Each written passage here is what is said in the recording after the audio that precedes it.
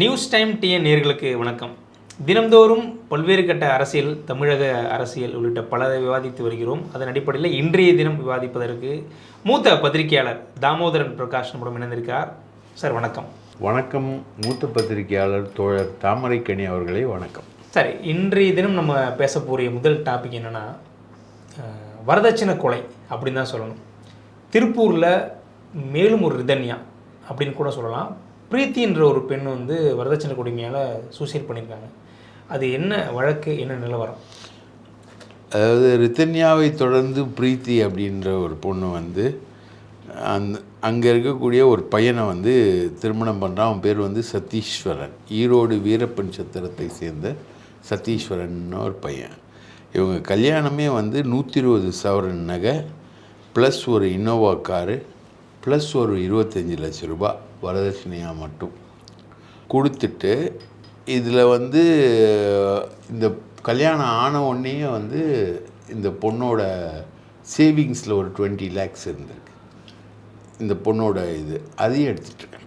பிரீத்தியோடைய அக்கௌண்ட்டில் இருந்த பிரீத்தி அக்கௌண்ட்லேருந்து பணத்தை இவங்க அம்மா அப்பா விஜயகுமார், உமா மற்றும் சத்தீஸ்வரன் இந்த 3 பேருமே எடுத்துகிட்ருக்காங்க.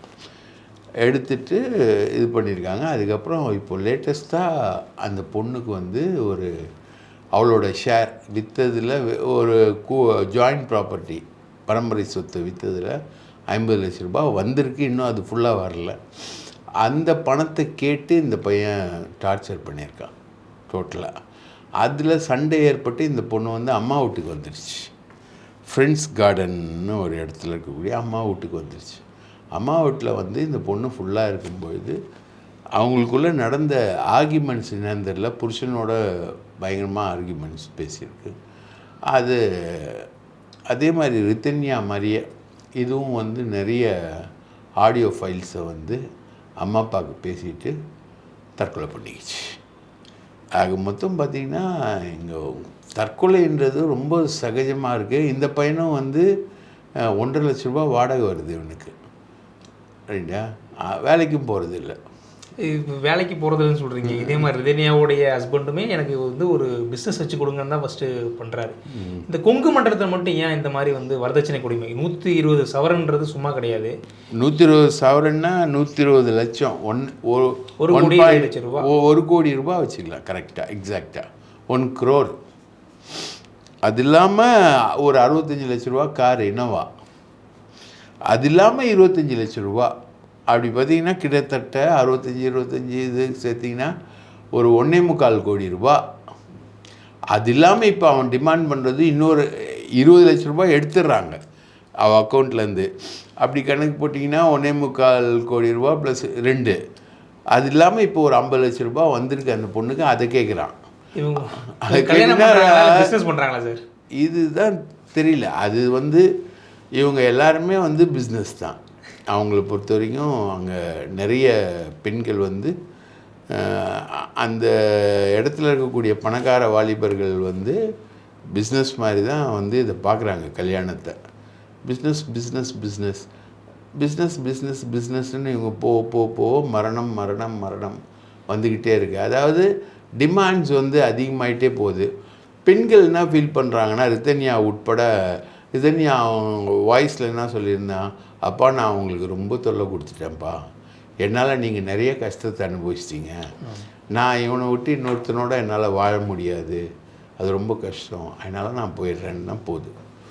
அந்த பொண்ணோட போஸ்ட்மார்ட்டம் இன்றைக்கி வரைக்கும் கம்ப்ளீட் ஆகி வரல. ரிதன்யாவோட போஸ்ட்மார்ட்டம் கம்ப்ளீட் ஆகி வரல. அதில் அவங்க புருஷன் கவின் அவன் இம்மிடியேட்டாக பெயிலில் வர கண்டிஷனில் தான் இருக்கான் அவன்.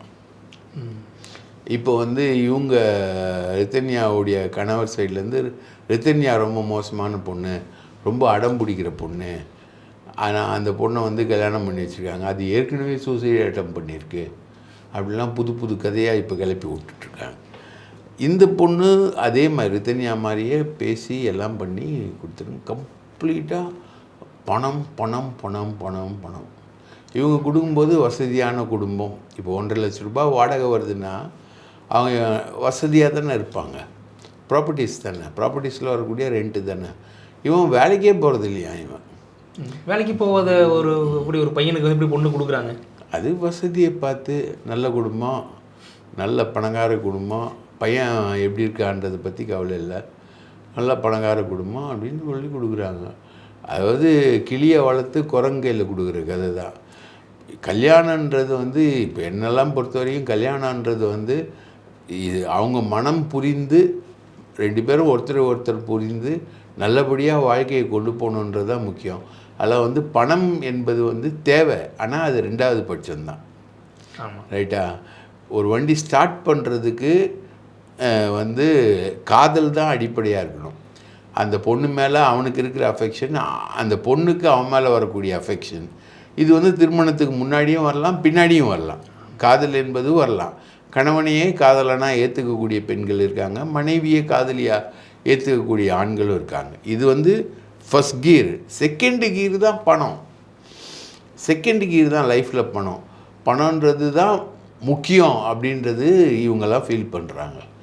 இது மாதிரி தூக்கி ஒரு அழகாக வளர்த்த பொண்ணை தூக்கி குரங்கு கையில் கொடுத்த உடனே அவங்க வந்து இப்போது இவங்களெல்லாம் கைது பண்ணுறதே விஜயகுமார், உமா இவங்களெல்லாம் கைது, சதீஸ்வரன், இவங்க வந்து திரும்பியே பார்க்கல. ஃபோன் சுவிட்ச் ஆஃபு, பொண்ணு செத்து போயிடுச்சு, ஃபோன் சுவிட்ச் ஆஃபு, இவங்க திரும்பியே பார்க்கல. என்ன நடந்தது 2 பேருக்குள்ளன்றது வந்து தெரியாது. அதில் அந்த பொண்ணு வந்து இவங்க மேலே நிறைய அலிகேஷன் சொல்லுது. சதீஸ்வரன் மேலே இந்த மாதிரி பணம் கேட்குறான், தொல்லை பண்ணுறான் அப்படின்லாம் அந்த பொண்ணு சொல்லியிருக்கு. அவங்க அப்பா அம்மா கிட்டே வாய்ஸ் ரெக்கார்டாகவும் கொடுத்துருக்கேன், சாவுக்கு இவங்கெல்லாம் தான் காரணம் அப்படின்னு அதுக்கான விஷயங்களையும் அந்த பொண்ணு கொடுத்துருக்கு. ஆனால் இவங்க பதில் சொல்ல இவங்க மேலே நடவடிக்கையும் எடுக்கலை. அதுக்கப்புறம் பணத்தை வாங்க மாட்டோன்னு ஒரு மிகப்பெரிய போராட்டத்தை பண்ணி தான் இவங்க மேலே நடவடிக்கை எடுக்கிறாங்க. இப்போ ரித்தன்யா விஷயத்தில் நடந்த மாதிரி தான் இங்கேயும் நடந்திருக்கு. Same area, same problem, same முடிவு. இது எப்படி இந்த பொண்ணுங்க இந்த முடிவு எடுக்குதுன்னு தெரில. ஏன் இந்த மாதிரி ஒரு பிரச்சனை இருக்குது அப்படின்னு தெரிஞ்சோன்னா அதை ஃபேஸ் பண்ணி லைஃப்பில் கொண்டு போக வேண்டியது தானே. இப்போது காலில் வந்து ஒரு சாணி ஒட்டிக்கிச்சுன்னு சொல்லிட்டு யாரும் காலை வெட்டுறதில்லை. ஒரு பாட்டே இருக்க, விரல்களை தாண்டி வளர்கிற போது நகங்களை நாமும் நசுக்குவதுண்டு. இது விரலை தாண்டி வளர்ந்த நகம், அவ்வளோதான். அது நகம் விரலில் வளருதுன்றதுக்காக அதை வந்து நம்ம போற்றி பாதுகாக்கணும்னு அவசியமே கிடையாது. எடுத்துக்கலாம்ல சார், அடுத்த வாழ்க்கை இதே மாதிரி அடுத்த வாழ்க்கை அமைஞ்சிடக்கூடாது, நம்ம போய் கஷ்டப்படக்கூடாதுன்னு கூட அந்த பொண்ணு முடிவு எடுத்துருக்கலாம். அடுத்த வாழ்க்கை உங்களுக்கு அப்படி தான் அமையும்னு எப்படி தெரியும்? எத்தனையோ சக்ஸஸ்ஃபுல் 2வது திருமணங்கள் இருக்குது. கண்டிப்பாக. எத்தனையோ விதவைகளுக்கு வாழ்க்கை கொடுத்து நல்லபடியாக வாழக்கூடிய தோழர்களே எனக்கு தெரியும். சில தோழர்கள் வந்து விதவைகளுக்கு தான் வாழ்க்கை கொடுப்பேன்னு வாழக்கூடிய ஆட்கள்லாம் இருக்காங்க. இப்போது சீமான் வந்து போயிட்டு ஈழ பெண்ணுக்கு வாழ்க்கை கொடுப்பேன்னு முடிவு பண்ணிடலான்னு தேடினார் இல்லையா? அந்த மாதிரி விதவைகளுக்கு வாழ்க்கை கொடுப்பேன் அப்படின்னு சொல்லி தேடக்கூடிய ஆண்களும் இருக்காங்க. ரைட்டா? கற்பழிக்கப்பட்ட விக்டிம்ஸை கல்யாணம் பண்ணிவிட்டு வாழ்ந்த தோழர்களும் இருக்காங்க. கற்பழிக்கப்பட்டு குழந்தையோடு இருக்கக்கூடிய ஒரு பொண்ணை கல்யாணம் பண்ண தோழர்களும் இருக்காங்க. ரைட்டா? அப்போது 2வது திருமணம் உங்களுக்கு எப்படி மோசமானதாக அமையுன்றதை நீங்கள் எப்படி கற்பனை பண்ணுறீங்க? ஒரு ஆக்சிடெண்ட் நீங்கள் பண்ணிட்டீங்க, விழுந்துட்டீங்க, கால் அடிபட்டுச்சு, அடுத்தது நீங்கள் பைக் எடுத்து ஓட்டவே மாட்டிங்களா? கண்டிப்பாக ஓட்டுவோம். கண்டிப்பாக ஓட்டுவீங்களா? கண்டிப்பாக இன்னொரு ஆக்சிடெண்ட்டும் நடக்கும்ல. ஆனால் அடுத்து வரக்கூடிய அந்த பெண்கள், அப்போது நம்ம முதல் ஆக்சிடெண்ட்டை பார்த்துட்டு நம்ம உஷாராக தானே இருப்போம். அந்த மாதிரி அந்த தப்பு பண்ணக்கூடாது. ரைட்டா? லெஃப்ட்டு வந்து நம்ம வந்து பார்க்காம திரும்பியிருப்போம், இங்கே வந்து இடிச்சிருப்போம். இந்த முறை அப்படி கிடையாது. லெஃப்ட்டு திரும்பும்போது பார்த்து திரும்பணும் அப்படின்ற ஒரு உணர்வு இருக்கும்ல. தீயில் ஒரு தடவை ஒரு குரங்கு விரலை விட்டுச்சுன்னா அடுத்தது தீப்பக்கம் போகுமா? போகாது. ஆனால் அது வாழும்ல, தீப்பக்கம் போகாது, அவ்வளோதானே. இவங்க ஏன் தற்கொலைக்கு போகிறாங்க? தற்கொலை ஒரு முடிவே கிடையாதுங்க. உங்களுக்கான வாழ்க்கை வந்து ஒரு 100 வயசு வரைக்கும் நீங்கள் ஏல் அண்ட் ஹெல்த்தியாக வாழறதுக்கான வாழ்க்கை என்பது இருக்குது. தற்கொலைன்றது ரொம்ப கேவலமாக இருக்குது. இந்த முடிவுகள்லாம் இந்த மாதிரி பெண்களை பெற்றவங்க தான் பாவம். பெண்களை பெற்றவங்க அவங்களோட தவறே கிடையாது. ஆனால் இந்த பொண்ணோட அம்மா அழகிறதெல்லாம் பார்த்தா கண்ணீர் வந்துடுது. பிரீத்தியோட அம்மா, அப்பாவும் இல்லை பிரீத்திக்கு. அப்பா இல்லாமல் அம்மா வளர்த்த குழந்தை. ரொம்ப கஷ்டம் அது வீட்லேயுமே. சார் 2026 தேர்தலை பொறுத்த வரைக்கும் கூட்டணி ஒரு பலமான கூட்டணி அமையணுன்றதான் அனைத்து கட்சியுடைய எண்ணம். அது திமுகவாக இருந்தாலும் சரி, அதிமுகவாக இருந்தாலும் சரி. புதுசாக கட்சி தொடங்கியிருக்க விஜயுமே ஒரு கூட்டணியை தான் எதிர்பார்த்துட்டு இருக்காரு. ஆனால் அதிமுக பிஜேபி கூட்டணி எனக்கு வேண்டாம், நான் அந்த கூட்டணிக்கு போக மாட்டேன்னு ஒரு தனியார் தொலைக்காட்சிக்கு வந்து அவர் பேட்டி கொடுத்துருப்பதா இன்றைக்கி 2 நாளாக அது ஒரு ஹாட் டாப்பிக்காக போயிட்டுருக்கு. அது என்ன நிலவரம் சார்? அதாவது பிரமோத் மாதவ்னு ஒரு ஜேர்னலிஸ்ட்டு, அவன் வந்து இந்தியா டுடேயில் இருக்கான். அவன் வந்து ஒரு ஃபங்க்ஷனுக்கு கூப்பிட்றதுக்காக விஜயை பார்க்குறான். ரைட்டா? ஃபங்க்ஷனுக்கு கூப்பிட்றதுக்காக விஜயை பார்த்த உடனே விஜயோடைய வியூக அமைப்பாளர் இருக்கார் இல்லைங்களா, அவர் வந்து பார்த்து பேசுகிறதுக்கான ஏற்பாடு பண்ணால் இந்தியா டுடே அங்கேருந்து அந்த வியூக அமைப்பாளர்கிட்ட சொல்லி போகிறாரு. ஜான் ஆரோக்கியத்துக்கிட்ட சொல்லி போகிறாங்க.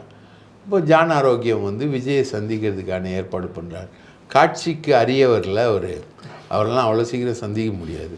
அதனால் ஜான் ஆரோக்கியசாமி தான் போய் பார்க்குறாரு. பத்திரிகையாளர்கள்லாம் அவர் பார்க்கவும் மாட்டார். பார்த்த உடனே அவர் பேட்டி எதுவும் கொடுக்கல, லைவாக எதுவும் கொடுக்கல. ஏற்கனவே அம்பேத்கர் விழாலெல்லாம் பேசினார், நடுவில் செயற்குழுலாம் பேசினார். நாங்கள் அதிமுகவுடனும் பாஜகவுடனும் சேர மாட்டோம் அப்படின்றத பிரமோத் மாதவ்கிட்டையும் சொல்கிறார். சேர மாட்டோம் அப்படின்னு. உடனே பிரமோத் மாதவ் வந்து இதை எடுத்துன்னு டெல்லிக்கு போயிட்டு, நான் வந்து விஜயை பார்த்தேன், ரொம்ப சிம்பிளான ஆர்டிஸ்ட்டு, எந்த பந்தாவும் கிடையாது அவருக்கு, ரொம்ப சிம்பிளாக என்னை அப்ரோச் பண்ணார், ரொம்ப சிம்பிளாக என்னை அணுகுனார், நல்லா பேசினார், ரொம்ப கூலிங்காக இருந்தது. ரைட்டா? ஏதோ ஊட்டியில் சந்திச்சிருப்பாங்கன்னு நினைக்கிறேன். இங்கே தான் ரொம்ப கூலிங்காக இருந்தது, வாஸ் வெரி கூல் அப்படின்னு. அந்த மாதிரி போயிட்டு அவர் பேட்டி கொடுத்துட்டு, இந்த மாதிரி அவர் வந்து ஏடிஎம்கேயோடையும் பிஜேபியோடையும் சேர மாட்டார் அப்படின்னு. ஏன்டா இதை திருப்பி திருப்பி சொல்கிறாங்க? ஏற்கனவே சொல்லிட்டாங்க, பல முறை சொல்லிட்டாங்க. அது இல்லாமல் அவர் ஆட் பண்ணுறாரு, விஜயை சிஎம்மாக ஏற்றுக்கிறவங்களோட தான் அவர் கூட்டணி வைப்பார் அப்படின்ற. எனக்கு ஒரு டவுட்டு சார், புதுசாக கட்சி தொடங்கினவங்க சிஎம் ஆகணும்னு ஆசைப்படுறது கரெக்டு தான். பட் எந்த ஒரு வாக்குடைய சதவீதத்தையும் காமிக்காமல் நேரடியாக போய் சிஎம் கரெக்டாகுது? அது சினிமாவில் தான் நடக்கும். 11 மணிக்கு நீங்கள்லாம் ஓட்டு போடுங்கன்னு விஜய் சொன்னால் 11 மணிக்கு போய் எல்லோரும் ஓட்டு போட்டுருவாங்கன்னு நினப்பு. ஓகே ஃபைன், அது ஒரு எக்ஸ்பெரிமெண்ட்டாக அவர் பண்ணுறாரு, அதில் நமக்கு மாற்று கருத்துலாம் இல்லை. அவருடைய கனவுலகத்தில் அவர் இருக்கார். அவர் கனவுலகத்தை ரசிக்கிறவங்க இன்றைக்கும் இருக்கிறாங்க, அவங்களெல்லாம் நம்ம குறை சொல்ல முடியாது. So let it be. ஆனால் பிரமோத் மாதவ் வந்து போய் இதை ரிப்போர்ட் பண்ணுறாரு. உடனே இன்றைக்கி காலையில் தினத்தந்தி பேப்பர் உட்பட எல்லாம் விஜய் வந்து ஒரு தனியார் தொலைக்காட்சிக்கு அளித்த பேட்டியில் இந்த மாதிரி சொன்னாருன்னு ஒரு நியூஸ் ஐட்டம் வந்து கேரி பண்ணுறாங்க. நமக்கு எல்லா சைட்லேயும் விசாரிக்கிறோம், எந்த தனியார் தொலைக்காட்சியும் போடல. ஏன்னா தந்தி டிவி போச்சா இல்லை புதிய தலைமுறை போச்சா, நம்ம சர்க்கிள் எல்லாத்தையும் விசாரிக்கிறோம்.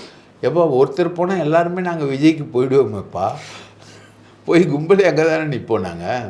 விஜய் பேட்டி கொடுத்தாருன்னா அப்படி இருக்கும். அவர் அந்த மாதிரி எந்த பேட்டியும் கொடுக்கல அப்படின்னோடனே அப்போது ஃபர்தராக விசாரிக்கும்போது இந்த பிரமோத் மாதவ் மேட்ரு வருது. அது அப்படியே இந்தியா டுடே இதில் வந்து போட்டிருக்காங்க. அவங்களுக்கு என்னென்னா, அவங்க ஃபங்க்ஷனுக்கு விஜய் வரணும், ஏதோ ஒரு ஃபங்க்ஷன் ஆர்கனைஸ் பண்ணுறாங்க, ஏதாவது சம்மிட்டு மீட்டுன்னு இருக்கும். ரைட்டா? பொலிட்டிக்கல் லீடர்ஸ் மீட்டு, இல்லை சவுத் மீட்டு, இல்லை ஆக்டர்ஸ் மீட்டு, இல்லைனா ஒரு ஏதோ ஒன்று. அதில் வந்து விஜய் வந்து ஒரு ஸ்டாராக சவுத்தில் எமர்ஜ் ஆகிறதுனால அவரை வந்து ப்ரமோட் பண்ணி கொண்டு போகிறாங்கன்றாங்க. இதை வந்து பிரமோத் மாதவ்கிட்ட ஜான் ஆரோக்கியம் சொல்லி ஏன்டா ப்ரமோட் பண்ணார், முக்கியமாக ஏன்டா ப்ரமோட் பண்ணார் அப்படின்னு சொல்லிட்டு கேட்டப்போ தான் நமக்கு அதிர்ச்சி. இது வந்து இந்தியா டுடே சேனலில் வந்து ராகுல் காந்தி பார்ப்பாராம். ராகுல் காந்திக்கு இது தெரியணுமா? தெரிஞ்சு காங்கிரஸ் கூட்டணிக்கு வர்றதுக்காக காங்கிரஸ் வந்து திமுக கூட்டணியிலேருந்து பிரிஞ்சு விஜயோட கூட்டணியை விஜயை முதல்வராக ஏற்றுக்கிட்டு யார் வரணும்? காங்கிரஸ் வரணுமா? ஏற்கனவே ராகுல் காந்தி விஜய் ஒரு நண்பர்கள் தானே, சந்திச்சிருக்க பல பேர் பேசியிருக்காங்களே, நேரடியாகவே பேசிடலாமே. அதை ராகுல் காந்தி திமுகவோட நல்லா இருக்காரு. ரைட்டா? திமுகவை வந்து அவர் ப்ரைஸ் பண்ணுறாரு. திமுக 10 எம்பிக்களை வந்து வாங்கி கொடுத்த இது. கர்நாடகாவில் நேற்று ஓட்டர் லிஸ்ட்டில் இருக்கக்கூடிய ஃப்ராடை ரிலீஸ் பண்ணும்போது கூட நாங்கள் நிறைய ஜெயிக்கும்னு எதிர்பார்த்தோம். 9 சீட் தான் நாங்கள் ஜெயித்தோம். அதை பற்றி ஆராய்ச்சி பண்ண தான் நாங்கள் ஓட்டர் லிஸ்ட்டில் இருக்கக்கூடிய முறைகேடுகளை பார்த்தோம். பெங்களூரில் இருக்கிற முறைகேடுகளை பார்த்தோம். அங்கே வந்து நிறைய ஃப்ராட்ஸை வந்து நாங்கள் கண்டுபிடிச்சோம்னா. ஆனால் தமிழ்நாட்டில் அந்த மாதிரி ஃப்ராடே கிடையாது. ஏன்னா தமிழ்நாட்டில் திமுக அதிமுகலாம் வந்து அவங்களுடைய ஒர்க்கில் செம்ம கரெக்டாக இருப்பாங்க. ஓட்டர் லிஸ்ட்டில் வந்து நீ இங்கே ஃப்ராட் பண்ணினா இம்மீடியட்டாக பிடிச்சிடுவாங்க. அதுக்கு வந்து நீ வந்து அந்த டாக்குமெண்ட்டை தேடணும், இந்த டாக்குமெண்ட்டை தேடணும், 7 மாடி உயரம் இருக்க டாக்குமெண்ட்டை தேடணும். அது டிரான்ஸ்பரண்ட்டாக இல்லை, அதை வந்து மிஷினில் போட முடியல, அதுக்கு சாஃப்ட் காப்பி கிடைக்கல. அதெல்லாம் இங்கே கிடையாது. நீ லிஸ்ட்டை கொடுத்தோன்னா எங்காலும் சொல்லிடுவான் வட்ட செயலாளர், இவன் உயிரோடுக்கிறான், இவன் உயிரோடு இல்லை, இவனுக்கு திருட்டு ஓட்டை நம்ம போடலாம், இவனுக்கு திருட்டு ஓட்டை நம்ம போட வேணாம். ஏன்னா பூத் கமிட்டி ஸ்ட்ராங், எல்லாம் மூஞ்சில் பார்த்தவங்க எல்லாரையுமே தெரியும் ஊடாக தெரியும். அது இல்லாமல் அது வரைக்கும் நீங்கள் வந்து திமுக காரனாக இருப்பான், அவன் நமக்கு தெரியாது, பக்கத்து வீட்டுக்காரனாக இருப்பான். கோயிலுக்கெல்லாம் போவான், பயங்கரமாக நாமம்லாம் போட்டு புரட்டாசி மாதம்லாம் கும்பிடுவான். ஆனால் எலெக்ஷன் வரும்போது பக்காவாக கரைவேட்டி கட்டிக்கிட்டு திமுக காரனாக கிளம்ப இறங்குவான் அவன். அது வரைக்கும் தெரியாது. அந்த மாதிரி பக்காவான ஆட்கள் இருக்கக்கூடிய இடம் தமிழ்நாடு. கேரளா அதே மாதிரி CPM cadres, booth wise cadres. அங்கே வந்து நீ வந்து ஓட்டுக்கு கூட காசு கொடுக்க முடியாது. எங்கே கேரளாவில் வந்து நீங்கள் ஓட்டுக்கு கூட காசு கொடுக்க முடியாது, பின்னி எடுத்துருவானுங்க. ரைட்டா? காங்கிரஸும் பின்னி எடுக்கும், கம்யூனிஸ்ட்டும் பின்னி எடுப்பானுங்க. அது அப்போ அங்கே நடக்கலை. எங்கே ஓட்டை நடந்திருக்கு? ராகுல் காந்தி கண்டுபிடிச்ச ஓட்டை அவரோட கட்சி ஆளக்கூடிய கர்நாடகாவில் நடந்திருக்கு. அந்த ஓட்டிங் டிஃப்ரென்ஸ் இதுதான் வந்து தமிழ்நாட்டுக்கும் கேரளாவுக்கும் கர்நாடகாவுக்கும் இருக்கக்கூடிய வித்தியாசம். இந்த ராகுல் காந்தி நம்ம ஸ்டாலினோட நல்லா இருக்கார். இவர் வந்து தாவேக்காவோட கற்பனை பாருங்க, ஜான் ஆரோக்கியத்துக்கு நான் மாதிரி யோசிச்சு செயல்படுறாரு. யோசித்து பிரமோத் மாதவை கூப்பிட்டு ஒரு இன்டர்வியூ மாதிரி கொடுத்து அதை அப்படியே ராகுல் காந்திக்கு பாஸ் பண்ணி, ராகுல் காந்தி பார்த்துட்டு அவர் வந்து மனமிறங்கி, கர்த்தராக இயேசு கிறிஸ்துவே மனமிறங்குங்கள் அப்படின்ற மாதிரி அவர் வந்து மனமிறங்கி அண்ணன் விஜயை தொடர்பு கொண்டு நாங்கள் வந்து கூட்டணிக்கு வர தயார், திமுகவில் ஒன்றுமே இல்லை, எதிர்காலம்னா நம்ம தான் அப்படின்னு வருவாங்களா? நாங்கடா இது ஆல்ரெடி பொண்ணுக்கு நிச்சயதார்த்தம் பார்த்து என்கேஜ்மெண்ட் பண்ணி கல்யாணம் முடிகிற சீசனில் இருக்கிற பொண்ணுக்கிட்ட நீ வந்து புதுசாக லவ் ப்ரப்போசல் விட்டுனுங்கிற. இந்த மாதத்தோட தமிழக டிஜிபி சங்கர்ஜியோட வந்து ஓய்வு பெறாரு. அடுத்த டிஜிபி யாருன்றது ஒரு பெரிய பரபரப்பாக இருக்குது. அடுத்த டிஜிபி யார் வருவாங்க? ஏற்கனவே வந்து கோர்ட்டில் வந்து ஒரு கேஸ் வேறு இருக்குது. எந்த நிலவரத்தில் சார் இருக்குது தேர்ந்தெடுப்பது? கோர்ட்டு கேஸை வந்து போட்டது வந்து சந்தீப் ராய் ரத்தோர் டீம் தான் போட்டாங்க. ஏன்னா சந்தீப் ராய் ரத்தோர் வந்து டிஜிபியாக வரணுன்னா ஒரு லிஸ்ட்டை ப்ரிப்பேர் பண்ணி டெல்லிக்கு அனுப்பணும். ஆமாம். அப்போ தான் வந்து சந்தீப் ராய் ரத்தோர், சீமா அகர்வால், ராஜீவ், இது சீனியாரிட்டி லிஸ்ட்டு, இந்த 3 பேரும் வருவாங்க. இது வரைக்கும் வந்து இவர் வந்து லிஸ்ட்டு ப்ரிப்பேர் பண்ணலை டிஜிபி. இவரை வந்து 1 மாதத்துக்கு முன்னாடியே நீங்கள் வந்து போஸ்டிங்கை விட்டு போயிடுங்கன்னாங்க. ஏன்னா அபய்குமார் சிங்னு ஒருத்தர், அவர் ரொம்ப லஞ்ச ஒழிப்புத்துறையில் இருக்க ரொம்ப ஸ்ட்ரெயிட் ஃபார்வர்டான ஆள், அவரை கொண்டு வரணுன்னு ஒரு முடிவு ஸ்டேட் கவர்மெண்ட்டுக்கு இருந்தது. அப்போ நீங்கள் வந்து லீவில் போங்க, இல்லை ரிசைன் பண்ணுங்க அப்படின்ற மாதிரி ஒரு விஷயத்த சொன்னாங்க. இவர் வந்து பண்ணலை. ஏன்னா நீங்கள் டிஜிபியாக வர்றவங்களுக்கு 6 மாதம் சர்வீஸ் இருக்கணும். அதுக்காக அபய்குமார் சிங்கை கொண்டு வர்றது தடைப்பட்டு போச்சு. உடனே இவங்க வந்து லிஸ்ட் அனுப்புங்க, லிஸ்ட் அனுப்பிச்சானா ரெடி ஆகும் அப்படின்னு சொல்லி கோர்ட்டில் மூவ் பண்ணிட்டாங்க. உடனே கோர்ட்டில் மூவ் பண்ண உடனே இப்போது டிஜிபி வந்து லிஸ்ட்டை தயார் பண்ணி ஹோம் செக்ரட்டரிக்கு அனுப்பிச்சிருக்காரு. யார் சார் லிஸ்ட்டில் யார் இருக்கிறது? 3 பேர். எல்லாம் 3 பேர், சந்தீப் ராய் ரத்தோர், சீமா அகர்வால், ராஜீவ், வன்னிய பெருமாள், இன்னும் ஒரு 4-5 பேர் இருக்காங்க. அபய்குமார் சிங்கும் பேரும் இருக்குது அதில், அந்த லிஸ்ட்டில் இருக்குது. இப்போது டிஜிபி வந்து இப்போது கோர்ட்டில் கேஸ் போட்டோன்னே ஒரு லிஸ்ட்டை தயார் பண்ணி அனுப்பிச்சிருக்காரு. அதை ஹோம் டிபார்ட்மெண்ட்டு அதில் நிறைய பிரச்சனை இருக்குதுன்னு ரிஜெக்ட் பண்ணிடுச்சு. இப்போ இது நடந்திருக்கு. அப்புறம் இப்போது அடுத்த மாதம் அவர் ரிட்டையர்மெண்ட் ஆகுறாரு. ரைட்டா? இப்போ மறுபடியும் ஒரு லிஸ்ட்டு ப்ரிப்பேர் பண்ணுவாங்க. ரிஜெக்ட் பண்ணால் மறுபடியும் ஒரு லிஸ்ட்டு ப்ரிப்பேர் பண்ணுவாங்க. இந்த ப்ராசஸ் நடக்கிறதுக்குள்ளேயே இது வந்து சென்ட்ரல் கவர்மெண்ட்டுக்கு போயிட்டு சென்ட்ரல் கவர்மெண்ட் வந்து அவங்க ஒரு 5 பேரை, அந்த 8 பேர் லிஸ்ட் அது, அதில் ஒரு 5 பேரை செலக்ட் பண்ணி அவங்க அனுப்புவாங்க. அதுலேருந்து ஒருத்தர் தான் இவங்க செலக்ட் பண்ணணும். இதுதான் ப்ராசஸ். அது இப்போது ஹோம் டிபார்ட்மெண்ட்டுக்கு போனதை ரிஜெக்ட் பண்ணி டிஜிபி அமைச்சிட்டாரு. இப்போ அது அப்படியே ஹேங் ஓவரில் நிற்கிது. இந்த ஹேங் ஓவர் முடியறதுக்குள்ளே இவர் ரிட்டையர் ஆகிடுவார். அப்போ டிஜிபி போகிறது லேட் ஆகும்னு நினைக்கிறீங்களா? டிஜிபி போகிறது லேட் ஆகுன்றது மட்டும் இல்லை, இமீடியட்டாக அதுக்காக ஒரு ஆல்டர்னேட்டிவ் அரேஞ்ச்மெண்ட் என்ன பண்ணியிருக்காங்கன்னா தமிழ்நாடு அரசு அபய்குமார் சிங் ப்ளஸ் வெங்கட்ராமன் 2 பேர், 2 டிஜிபி, 2 டிஜிபியில் யாராவது ஒருத்தரை வந்து டெம்ப்ரரி டிஜிபியாக போடுவாங்க. போஸ்டிங் போடாமல் டெம்பரரியாக போடுவாங்க. நிரந்தர டிஜிபினா தானே பிரச்சனை வருது, டெம்பரரியாக போடுவாங்க. அபய்குமார் சிங் வந்து இன்னும் 5 மாதம் அவருக்கு சர்வீஸ் இருக்குது. அவர் வந்து ஜனவரி வரைக்கும் தள்ளிடுவார். அதுக்கு மேலே வெங்கட்ராமனை போடுவாங்களா, இல்லை அபய்குமார் சிங்குக்கே எக்ஸ்டென்ஷன் கொடுப்பாங்களா? எலெக்ஷன் வரைக்கும் எக்ஸ்டென்ஷன் கொடுப்பாங்க. எலெக்ஷன் டைமில் இவங்க மாற்றி ஒரு டிஜிபியை போடுவாங்க. அதனால் அபய்குமார் சிங் தான் சந்தீப் ராய் ரத்தோருக்கு பதிலாக சந்தீப் ராய் ரத்தோரோட முயற்சிகளை எல்லாத்தையும் முறியடித்து டெக்னிக்கலாக அபய்குமார் சிங் தான் வருவார். இதுதான் நம்ம சேனலில் ஃபஸ்ட்டு பிரேக்கிங் நியூஸாக முன்னாடி கொடுத்தோம். அபய்குமார் சிங் தான் டிஜிபியாக வரப்போகிறாரு அப்படின்றது. அதுக்கப்புறம் லிஸ்ட்டு ப்ரிப்பேர் ஆகிடுச்சு, போயிட்டார். சீமா அகர்வால் வரப்போகிறாங்க, சந்தீப் ராய் ரத்தோர் வரப்போகிறார். சந்தீப் ராய் ரத்தோர் வரணுன்றது தான் இப்போ இருக்கிற டிஜிபிக்கும் இன்ட்ரெஸ்ட்டு. ரைட்டா? நார்த் இந்தியனில் அவர் வரணுன்றது தான். அபய்குமார் சிங் வரணுன்றது நிறைய பேரோட இன்ட்ரெஸ்ட். ஏன்னா ஸ்ட்ரெயிட் ஃபார்வேர்டு, எந்த கரப்ஷன் சார்ஜஸும் அவர் மேலே கிடையாது. அந்த மாதிரி ஒரு ஆள். இப்போ வந்து எலெக்ஷனுக்கு போகிற திமுக வந்து பிரச்சனை இல்லாத ஒரு ஆளாக போகணும். இப்போ பார்த்தீங்கன்னா எங்கே பார்த்தாலும் பிரச்சனை தானே வருது. இப்போது சண்முகவேல்னு ஒருத்தரை வந்து வெட்டி கொன்னுட்டாங்க. ரைட்டா? வெட்டி கொன்னுட்டு அவரோட பணம் புதைச்ச அடுத்த 1 மணி நேரத்தில் ஒரு என்கவுண்டர் நடக்குது. அந்த அளவுக்கு சட்டம் ஒழுங்கு நிலவரம் வந்து ரொம்ப மோசமாக இருக்குது. ரைட்டுங்களா? அதனால இப்போது அபய்குமார் சிங்கை கொண்டு வருவதற்கான எல்லா வேலைகளும் நடந்து முடிந்து கொண்டிருக்கிறது. ஒவ்வொரு கட்சிக்கும் ஒவ்வொரு கூட்டணி பேச்சுவார்த்தை அது இதுன்னு போயிட்டு இருந்தாலுமே தமிழகத்தில் இன்னொரு கட்சிக்கு ஒரு புதிய பிரச்சனை தான் சொல்லணும். பாமக தொடர்ந்து ஒரு 3-4 மாதமாகவே இது ஒரு பெரிய சர்ச்சையாகவே போயிட்டுருக்கு.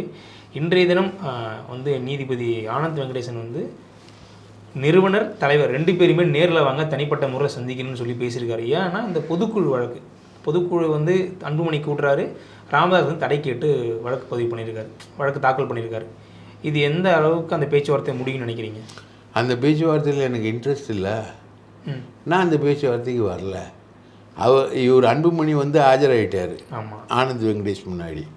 அவர் வந்து இந்த வழக்கறிஞர் அணி இருக்கார்ல, பாலுவோடைய இன்ஃப்ளூயன்ஸில் இந்த கேஸ் எப்படியாவது கொண்டு போயிட்டு நீதித்துறையில் அன்புமணிக்கு ஃபேவராக ஆர்டர் வாங்கிடலான்றது தான் அன்புமணியோட மூவ். அன்புமணி போயிட்டார். ராமதாஸுக்கு அதில் இன்ட்ரெஸ்ட் இல்லை. அவன் கூட்டுறது சட்டப்படி தப்புன்றது அவருடைய நிலை. அதனால் அவர் வரல. அவர் வந்து உடல்நிலை காரணமாக அவர் சப்போஸ் கூப்பிட்டா கூட அவர் வந்து வரணும். எங்கேருந்து வரணும்? திண்டிவனத்துலேருந்து வரணும். தைலாபுரத்துலேருந்து வரணும். அது தைலாபுரத்துலேருந்து போகிறாரு. அவர் சென்னையில் கூட தங்கி இருந்திருக்கலாம். கேஸ் போட்டவர் சென்னையில் கூட இருந்திருக்கலாம். ரைட்டா? காந்திமதி வீடு இருக்குது, எல்லாரோட வீடு இருக்குது, ஈசிஆரில் தான் இருக்குது, தங்கி இருக்கலாம். ஆனால் அவர் அங்கே இருக்கார். அவருனால வர முடியாதுன்ட்டார். So it is been neglected by Ramadoss. இப்போ பொதுக்குழு நடக்குமா? அதுதான் இப்போ இருக்கக்கூடிய சிக்கல். அடுத்தது என்னன்றது தான் நம்ம வந்து நீதிமன்றத்தை தான் எதிர்நோக்கி காத்திருக்கோம். ஓகே, நம்ம டெய்லியுமே அந்த தர்மசாலா பிரச்சனையை பற்றி பேசிகிட்டு இருக்கோம். ஒவ்வொரு நாளும் புதிய தகவலை வந்து தெரிவிக்கிறோம். தற்போது என்ன நிலவரத்தில் இருக்குது? தர்மஸ்தலாவில் இன்றைக்கி ஒன்றும் இல்லை. இன்றைக்கி வந்து முக்கியமான தகவல் என்னென்னா, இது வரைக்கும் 16 ஸ்பாட்டு நோண்டிட்டாங்க. அதில் வந்து 6வது ஸ்பாட்லேயும் 11வது ஸ்பாட்லேயும் மொத்தம் 25 பணம் எடுத்திருக்காங்க. இந்த 25 பணத்தோட பாடிகள் வந்து முழுக்க மணிப்பால்னு ஒரு ஊர் இருக்குது. அங்கே வந்து ஒரு பெரிய மெடிக்கல் யூனிவர்சிட்டி இருக்குது. அங்கே வந்து இருக்கக்கூடிய லீகல் டிபார்ட்மெண்ட்டுக்கு அமைச்சிருக்காங்க. அங்கே வந்து பிணங்களை வந்து ஐடென்டிஃபை பண்ணுறாங்க. இதில் இன்ட்ரெஸ்டிங்கான நியூஸ் என்னென்னா, ஏற்கனவே போன 16 ஸ்பாட்டை தாண்டி இப்போது அந்த சாட்சி சொன்னவன், பிணங்கள் இருக்கிறதா சாட்சி சொன்னவன் வந்து 32 ஸ்பாட்டை சொல்லியிருக்கான். வா, அப்போ எவ்வளோ பணம் தான் சார் மொத்தத்தில் இருக்கும்? இப்போது 16 ஸ்பாட்டு சொல்லி 25 பாடிஸு, ரைட்டா? இன்னும் அந்த ஒரு ஸ்கூல் பொண்ணை புதைச்ச ஸ்பாட்டுக்கு போகல. அதெல்லாம் இன்னும் நிறைய பெண்டிங் இருக்குது. இதுக்கு நடுவில் அங்கே அந்த தர்மஸ்தலா பற்றி எழுதக்கூடிய இண்டிபெண்ட் ஜேர்னலிஸ்ட்டுகளை வீரேந்திர ஹெக்டே வந்து ஆளை வச்சு நேற்று அடித்து காயப்படுத்தி கேமராவெல்லாம் உடைச்சி காரெல்லாம் உடைச்சிருக்கான்.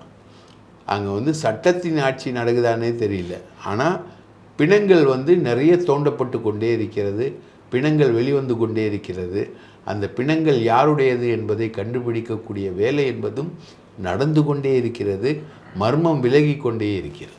தினந்தோறும் பல்வேறு கட்ட அரசியல் கருத்துக்கள் அனைத்தை பற்றியும் பேசிகிட்டு இருக்கோம். மேலும் நாளை ஒரு புதிய தகவலோடு சந்திப்போம். நன்றி சார். வாய்ப்பளித்ததற்கு மிக்க நன்றி.